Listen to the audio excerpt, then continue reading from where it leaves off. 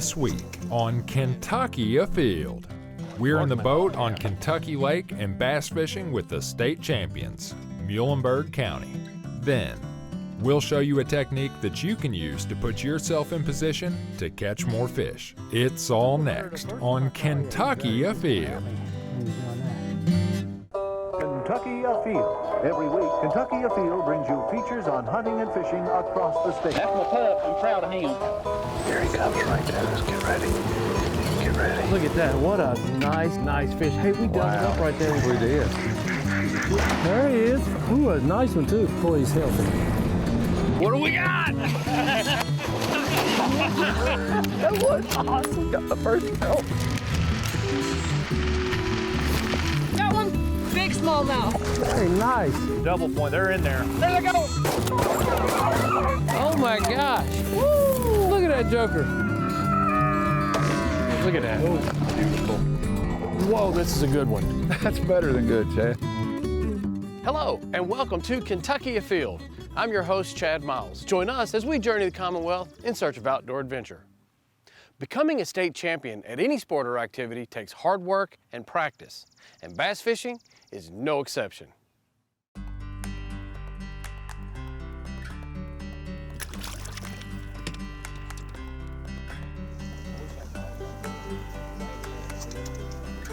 We're out here this morning on Kentucky Lake, and I'm with a familiar face, Cody Napier. Cody, how you doing this morning? Doing great, man. You're with Muhlenberg High School. You're the bass fishing coach, and we've done shows with you guys before. You guys have truly created a dynasty down at Muhlenberg High School when it comes to bass fishing. You've won another state championship this year, haven't you? Yeah, it was, again, another blessed year God has blessed us with, and just thankful for another season that these boys has pulled it off. Yeah. So this is your 11th year as coach at Muhlenberg County High School. How many state championships have you guys got in that time? This is our 5th one. 5th.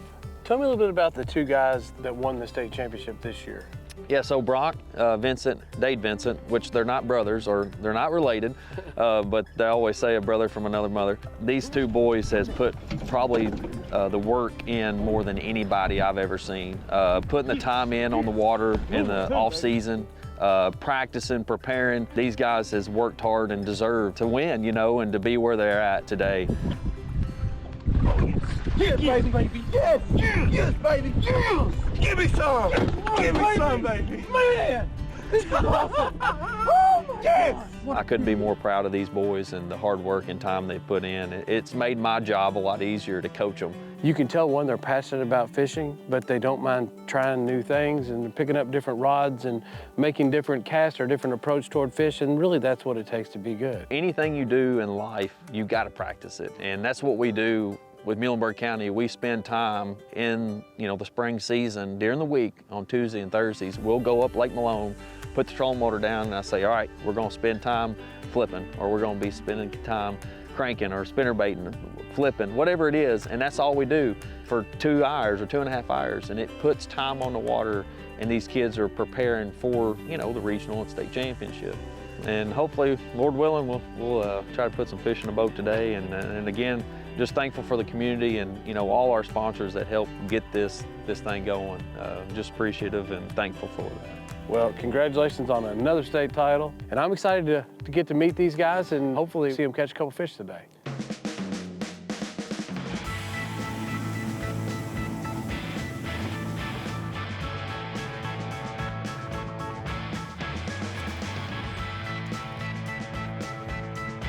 Got one? There he is.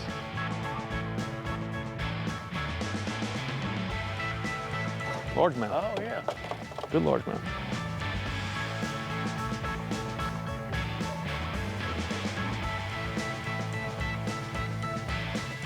Good one. That's a good fish there.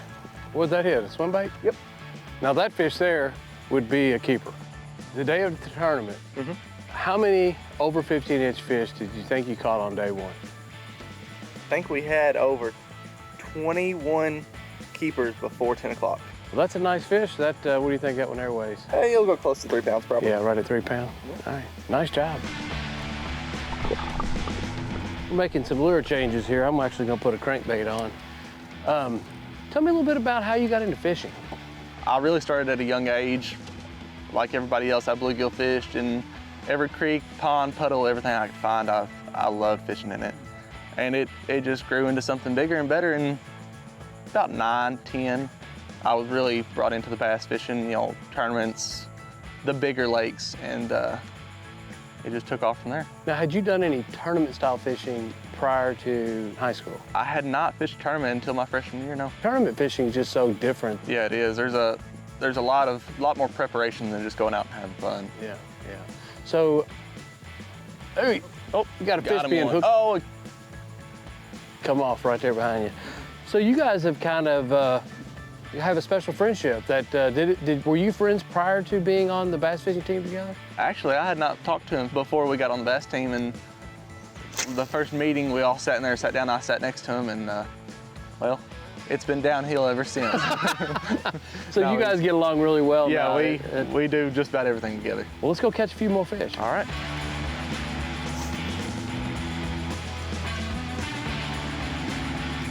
Largemouth. No, smallmouth. Little one.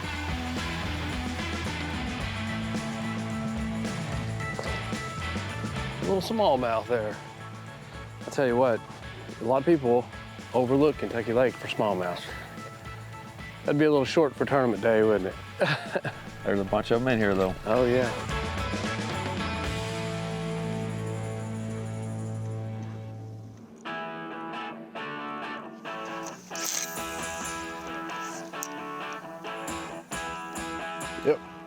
Yep. Yeah, not bad. Man, that was like the first cast on this spot. Yeah. I got a net. Yeah, it is a good fish. Striper. Right. Look at him. What do you know? Look at that. You do have a good one. That is really cool. Not exactly what we're going for, but man, those are always fun to catch. Brock, have you caught many of those down here before? Never caught one. Never. Never. Well, can't say that anymore. No. I'll tell you what, those things are really fun, really, really fun to catch. They fight, don't they? I've never caught one of these. There you go. Sweet. Yeah, I got one. I don't know. I don't feel good. No, he's still on there. He's on. Oh, it's a walleye, sauger. You've caught two of the best tasting eating fish. Look at this, I got one too. You got one? What's the chances we got two sauger? Look at that. Oh yeah, we'll take that. Look at that. Look at that. Well, you want to trade poles? Yeah. Two of my favorite eating fish is what you got on right there and a striper. There you go. Keeper largemouth. Now we've caught a couple pretty good fish and throwing really big crankbaits. And look at there, a sauger. Very nice. That's a good sauger too. Yeah, that's a good one there.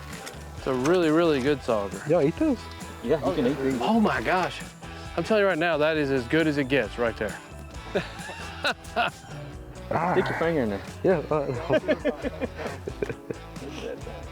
People see us throwing sauger back and striper back, they'd be like, those boys must not eat.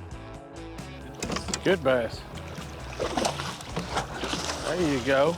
He hit it twice. There you go. You got yourself a 4-pounder. Sometimes the best way to coach it is just show them how to do it. There we go. That's a nice fish. Way to go, man. That's the best one of the day. That's a good one. That's a good one. Got a good fish? Yep. Got them on now. Look at that. Big old smallmouth, baby. That is great. Hey, you know what? This is a perfect example of tournament fishing. We've been fishing around. We've been catching some fish. That's right. Literally, back to back, you guys would have, what, eight and a half? pounds, yeah. 8 pounds? It can happen that fast. That last 2 or 3 minutes of tournament day, a lot of tournaments been won right then. He tells us all the time, he says, I've won more tournaments on my last cast than I have my first. Yeah, that's a really good fish.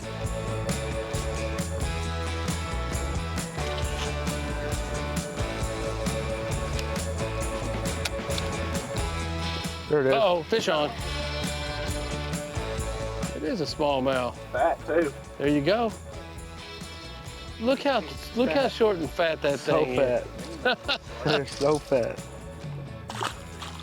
Congratulations on being the state champion. You and your partner won the high school bass fishing state championship from Muhlenberg County. So how long have you been fishing now? For over 4 years. Over 4 years. With the school. Okay, so were you fishing before yeah. this? Yeah. Yeah. Who got you into fishing? My grandpa. Your grandpa, okay. What do you like about high school bass fishing? I really love like tournament fishing, just competition in general. And then also doing, getting able to go on the weekends, do what I love more than anything else. I love being on the water. So you and Dade, you kind of became friends through fishing, right? Oh, absolutely. I wonder, will you guys have the same friend circle before? Do you think you'd ever become good friends had it not been for fishing? Fishing has 100% made us a whole lot closer. Yeah. And we spend a whole lot more time together. Well, I'll tell you what, I always enjoy coming down here and fishing with, the state champions. It seems like quite often it's a high school team from Muhlenberg County. You guys are doing something right. Yeah. So keep up the good work, and hopefully you'll still remain a part of the Muhlenberg County community, and you know what, maybe one of these days you'll be a boat captain. Yeah, I'll definitely give back to the team, 100%. Well, hey, it's been a blast being out with you guys, and I've had a good time meeting you guys and fishing with you. No problem. Thank you for coming.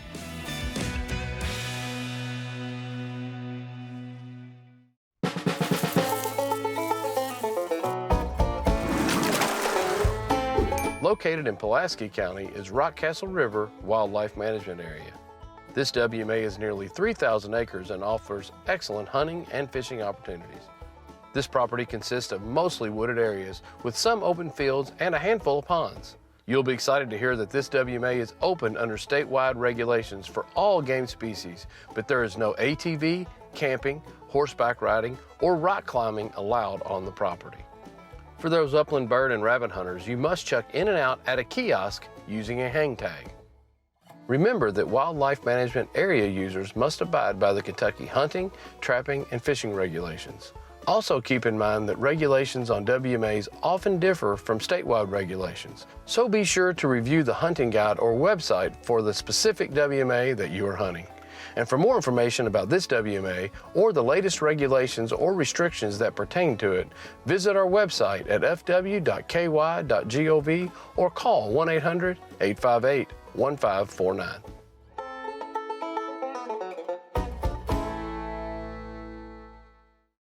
Are you looking for more casting distance and strength from your fishing line? Well, here's an option you may want to look into. Well, I am super excited to be hitting the water today. Today's fishing trip, like most fishing trips, a lot of times starts right here, and that is the planning stage of the fishing trip. Right now is when I'm kind of thinking about where we're going fishing, what gear and equipment we're going to need, and what type of tackle we're going to be throwing. Another important thing to consider is fishing line. Man, there's a whole host of different types of fishing lines out there. Different colors, different pound weights, different materials. Really, you got 3 or 4 different materials that the vast majority of the fishing lines are made from. And each one has its own unique reason that you'd want to own it or use it for fishing. First off, you've got monofilament line. It's been around forever. If you've fished a few times in your life, you probably have used monofilament line. It is absolutely great for hand fishing, and if you're pulling a bait that's moving through the water where you'd want it to have a little bit of stretch and a little bit of give. Great for throwing a crankbait, great for throwing something like a spinnerbait, something that you want a little bit of give. A lot of times, that's what you use, a monofilament line. It also is pretty forgiving. Secondly, now you have fluorocarbon. Fluorocarbon is something that was introduced years ago for saltwater, but has become super popular with freshwater fishermen. Now, what's the difference about a fluorocarbon line? Fluorocarbon line is almost completely invisible. It does not absorb any water, and it doesn't hardly stretch. Fluorocarbon line, if you go to set the hook, you rear back and you hit one with fluorocarbon line, it's not hardly stretching. Very little stretch right to the bait. That increases your hookups, but fluorocarbon can be a little harder to use. It has a little more memory, kinks a little bit, crimps in there. If you get a knot and try to pick it out, it's not as forgiving. And then you've got braid. Braided fishing line is something that most fishermen use some form or fashion of braid. And the reason they use it, it is so incredibly strong. And the pound test, meaning the weight, the load that it will hold for the diameter of the line, is really, really, really, really strong, meaning you can make real long casts. It is abrasion resistant, almost no stretch like fluorocarbon, even more so. When you set the hook, man, they are on there. So that gives you a lot of things to think about when you go fishing next time to try to decide what's the best fishing line for you. Or there's an option to use a combination of two. And that is something that I'm starting to see a whole lot more out in the fishing world, especially with professional fishermen or guides. I see them using a combination of braided fishing line to a leader, and that leader can be mono or fluorocarbon. And I'll tell you what, that's something that's getting more and more popular. One of my good fishing buddies uses this technique a lot. I would consider him an expert at this. And we're gonna catch up with him. We're gonna learn a little bit more about this trend of throwing a braided fishing line to a leader and find out exactly why it works well for him and find out if it might be something that works well for you as well. We're out here today at Taylorsville Lake fishing with my good buddy Bill. Now Bill, I've noticed for a couple years now, a lot of times we go out fishing, in most applications, I see you throwing a braided line to a leader.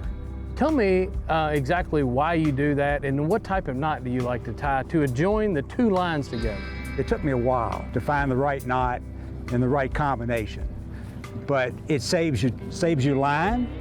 The braid can last a year, turn it over, last another year. You may go through one quality spool of fluorocarbon a year. You can literally flip the bail on this, take a new reel, run it in the eyelets, and literally reel it off of one reel right onto the next. And what you've done is you've taken the outside line that you've been casting and throwing, you've reeled it onto the back of the spool, and now you're casting the line that was on the bottom of the spool. Right. It's never been used. It's brand new. Never been used. So you can literally get 2 years pretty easily out of a good thing of braided line. Oh, easy. And you can use just, instead of using multiple spools, a very costly fluorocarbon, one spool a year, 200-yard spool could last you a year. Yeah, oh yeah. It's unbelievable. Plus, you don't have the breakage if you were to use straight braid. Straight braid is not real abrasion resistance, but with fluorocarbon leaders, fluorocarbon is very abrasion resistant. And you get the same feel, probably better feel out of the braid fluorocarbon as you would monofilament or straight fluorocarbon. So you're getting much longer casts. Much longer. Much better hook sets. Yes. Let's go ahead and rig a couple up and show me exactly how you do the FG knot. First I start out with my braid, I basically put it around my pinky finger like that. Then I take my fluorocarbon and I tie a knot in the end of it because it slips out of my hands all the time as I pull up. So on this side of the line, face the side of the fluorocarbon, want it to face you. You go over and under one side, over and under the next side. You can do that 22 times. This side, yeah, just keep switching sides. Okay. And on the Sunline sight, you can see the line, the knot actually in slow motion. Okay. So I have 4 wraps right there, 5, 6, 7, 8, 9, 10. I'll do 23 wraps on that. So 16 to 20 some odd, low 20s. And I'll lay the fluorocarbon parallel to the braid, take my tag in, put it over, away from the body, over both lines, and just cinch it down. Cinch it down against my wraps. Do it a second time. In the Sunline schematic, it says 5 or 6 cinches. I just do 2. Okay. And then I grab my line, I wet it, and I'll pull it tight. I want to set the knot. You set it almost to the breaking point. Then you grab your fluorocarbon end right when it comes out of the wraps and cut it as close as possible. Take your tag in and go over your braid twice, just like that. I grab my mouth, I pull all 3 lines. Then I cut my tag in. I cut it about 1/8 to 1/4 inch. Doesn't hurt nothing. I used to just cut it even, but there's a little slippage in your knot. So that little tag in gives you a little buffer. You know, basically it'll slip just so far and that's it. And it won't bother, it'll fray a little bit, but it won't bother the cast any. How much are you gonna go from your connection point? How much are you gonna use? Okay, I'll bring it all the way about halfway between the last eye and the spool, about right there, my connection point. Then I'll grab the fluorocarbon, I'll bring it right below my spool, my reel, and I'll cut it and she's ready to go. On many of these line manufacturers, they'll recommend different knots. On this one, it actually says the Albright knot. Now, Albright knot works really well. One of the things I've noticed about the Albright knot is that it has a little thicker knot than the FG knot that you're tying. What does that little bit thicker knot do to you? The thicker the knot, the more it's going to hit your guides. Yeah. By doing this particular knot, you get a little less resistance going through there. Less resistance. I mean, I have tried all kind of knots. I've tried the Albright knot. Whatever you feel is best for you and you tie and you have confidence in is a knot you should use. This just works for me, period. Well, let's go catch a fish. Let's do it.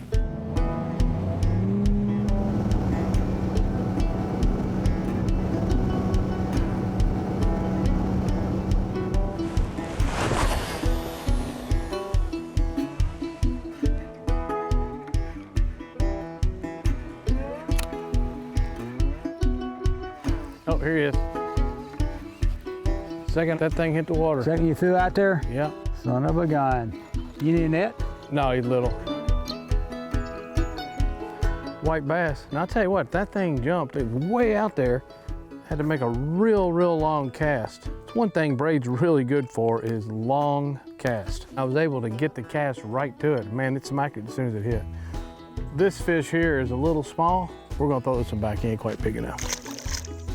Oh, what you got there? A small one. He's real small. Is that a? That's a crappie. You got you a crappie. Hey, yeah. There you go. I don't believe that one's going to quite be long enough, but you know what? It's a pretty little crappie, though. White crappie. Can't beat that. 1 or 2 years, right? Yeah, I'd say you got about 1 or 2. Yeah. 1 or 2.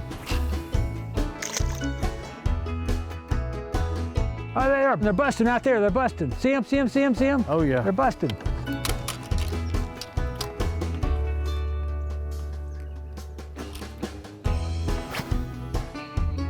There you go. Oh, there he is. Got him? Yeah. That's a little better than the first one I caught. Oh, yeah, he's better. He's just coming at me when he's doing that. Oh, yeah, he's a better fish. You need a net? I think that's got a lot of trebles in it, yeah.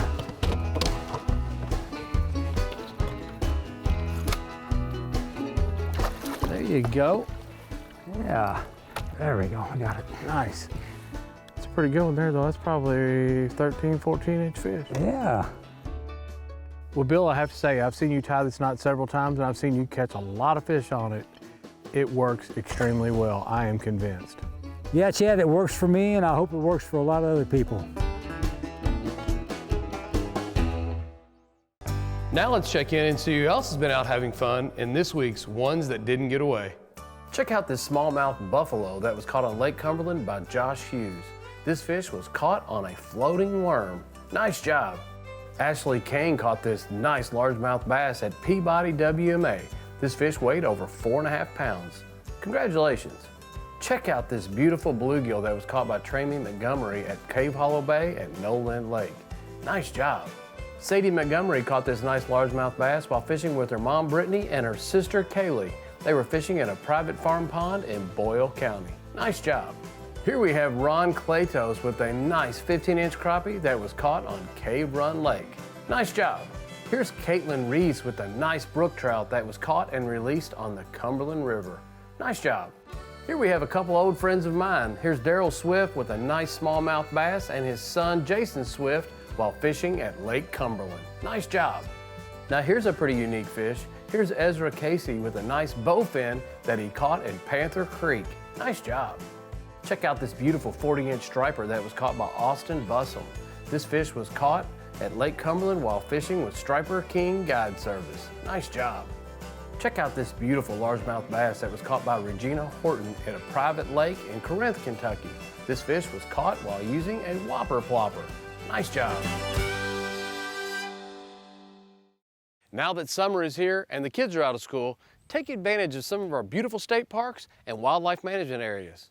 And remember, hunting and fishing on private property is a privilege. Always ask permission and thank the landowner. Until next week, I'm your host, Chad Miles, and I hope to see you in the woods or on the water.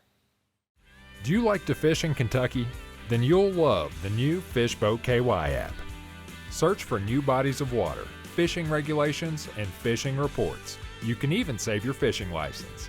The Fishboat KY app has all of that and more, all in the palm of your hands. What are you waiting for? Download it from your app store and go plan your next fishing adventure right now. Let's go. More Kentucky Afield is available at your fingertips. Whether by smartphone or computer, you'll find exclusive content and behind-the-scenes videos on our social media pages. Give us a like or follow to stay in the woods and on the water longer when you subscribe to us on YouTube, Facebook, and Instagram. Just search Kentucky Afield on your favorite app.